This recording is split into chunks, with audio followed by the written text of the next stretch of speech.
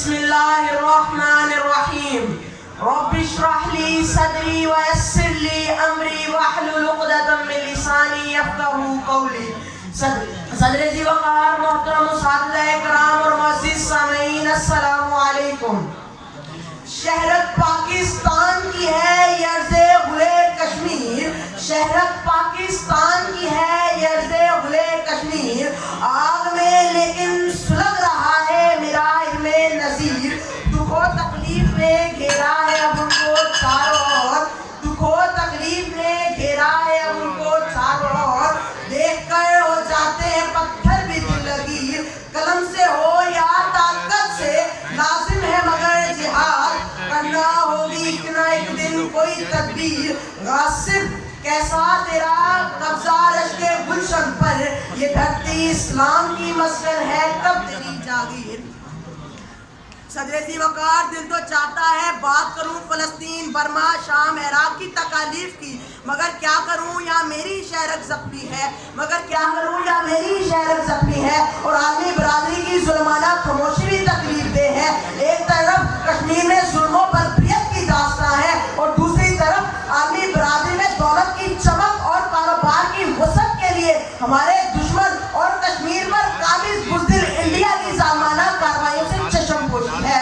میری روح زخمی ہے میرے قائد کہ 70 سال بعد بھی تیرے نظریہ پاکستان کی شہرت کو حاصل نہ کر سکے، خود کو ایک قوم نہ بنا سکے. میری قوم کے لیے یہ لمحہ فکریہ ہے کہ ہماری جنت جسے لوگ کشمیر کہتے ہیں آج دشمن کے قبضے میں ہے. یہ ہماری قومی اور ایمانی غیرت کے منافی ہے.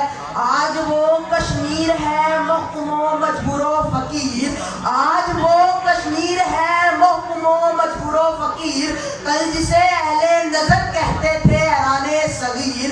کشمیری عوام آج 70 سال سے آزادی کی اس جنگ میں اپنے خون سے حصہ لا رہی ہے. آج تک کوئی ظلم، کوئی ستم، کوئی زور، کوئی زبردستی انہیں اپنے مقصد سے ہٹا نہ سکی. وہ ہر ظلم کو اپنی جانوں، اپنے سینوں پر سہ رہے ہیں. مگر مجھے افسوس سے کہنا پڑ رہا ہے صدر ذی وقار کہ ہم کہاں کھڑے ہیں. کہ ہم بھی اتنے مخلص ہیں اس مقصد کے لیے جنہیں ہمارے کشمیری بہن بھائی مائی بیٹیاں ہیں.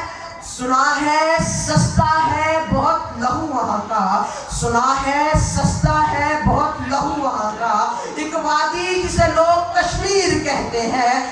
آؤ روحی مفادات کو پسے پشت ڈال کر اس عظیم مقصد کو حاصل کریں، کیونکہ ہمارا دشمن باتوں کا نہیں لاتوں کا بھوت ہے. اسے اس کی زبان میں سمجھانے کے لیے ہمیں مٹھی دھونا ہوگا. اور وہ وقت دور نہیں جب میری قوم کا جوان اٹھے گا اور اپنی شہرت کو دشمن سے آزاد کروائے گا.